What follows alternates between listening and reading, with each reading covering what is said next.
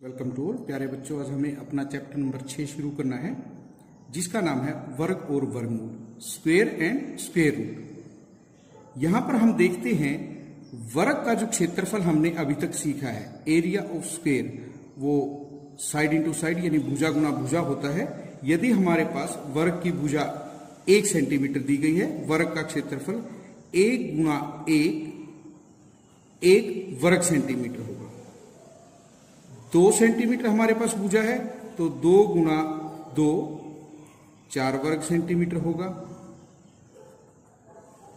3 centimetre भुजा है तो 3 गुना 3 9 वर्ग सेंटीमीटर प्राप्त हुआ। 4 सेंटीमीटर भुजा के लिए 4 गुना 4 16 वर्ग सेंटीमीटर प्राप्त हुआ। 8 सेंटीमीटर भुजा के लिए 8 गुना 8 64 वर्ग सेंटीमीटर हमें क्षेत्रफल प्राप्त होगा। और यदि हमारे पास भुजा a सेंटीमीटर है तो a गुना a, यहां पर हम कहेंगे a स्क्वायर, क्योंकि यहां पर जो हमारा है ये 1 का स्क्वायर है। 1 2 बार आया है, 2 घात यानी पावर, यहां 2 2 बार आया है, 2 का स्क्वायर, ये 3 का स्क्वायर, ये 4 का स्क्वायर और ये 8 का स्क्वायर। यानी जो भी भुजा हमें दी है हमें उसका वर्ग करना है। स्क्वायर को हम वर्ग कहते हैं।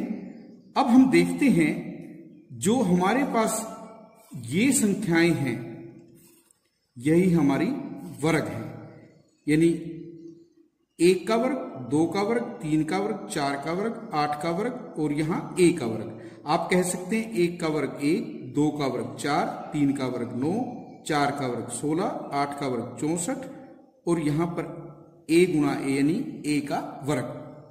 इसे हम कुछ इस तरह समझ सकते हैं। आपके पास मान लीजिए कोई बिंदु है, आप उसे कितने प्रकार से व्यवस्थित कर सकते हैं कि उससे वर्ग बने, यानी पंक्तियों की संख्या और प्रत्येक पंक्ति में बिंदुओं की संख्या बराबर हो। एक ही बिंदु है, एक ही पंक्ति है तो इस तरह हो सकता है। 2 बिंदु हमारे पास हैं तो हम उसको या तो इस तरह रखेंगे या इस तरह, इससे हमारा कोई भी वर्ग नहीं बना। 3 बिंदु हमारे पास हैं तो हम उसे इस तरह से रख सकते हैं,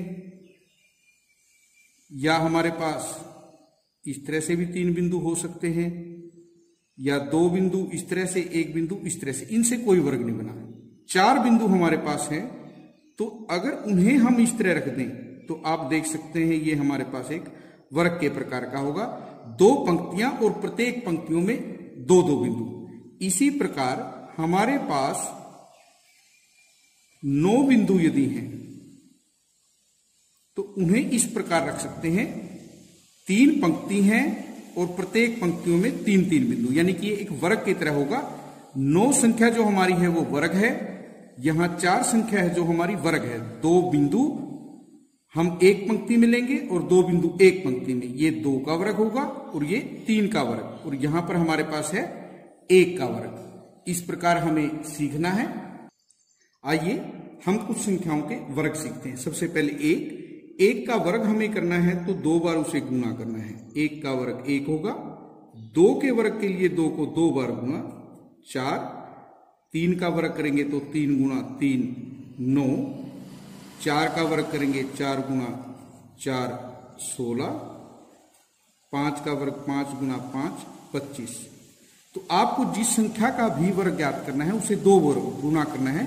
6 का वर्ग 6 गुना 6 36, 7 गुना 7 49, 8 गुना 8 64, 9 गुना 9 81, 10 गुना 10 100, 11 गुना 11 121, 12 गुना 12 144, 13 गुना 13 169, 14 गुना 14 196, 15 गुना 15 225, 16 गुना 16 256, 17 गुना 17 289।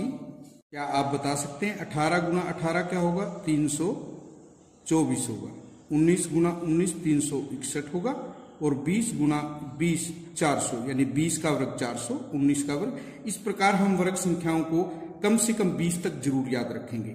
और आपको याद रखना है कि ये जो हमारे पास संख्याएं हैं 6 7 8 9 10 1 से 20 तक की, जिनसे हमें ये वर्ग जो प्राप्त हुए हैं हम इनको पूर्ण वर्ग संख्याएं बोलते हैं।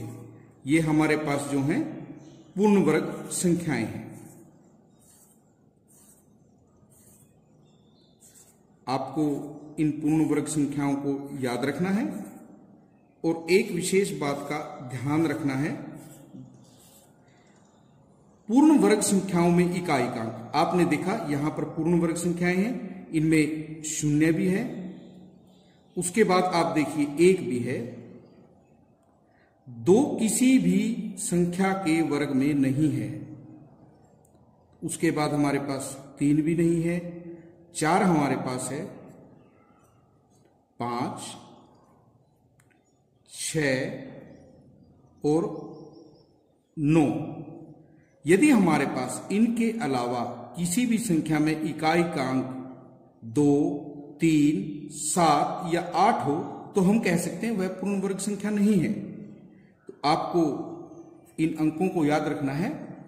इन अंकों को देखकर आप बता सकते हैं कि वह पूर्ण वर्ग संख्या है या नहीं है। आज के लिए इतना ही।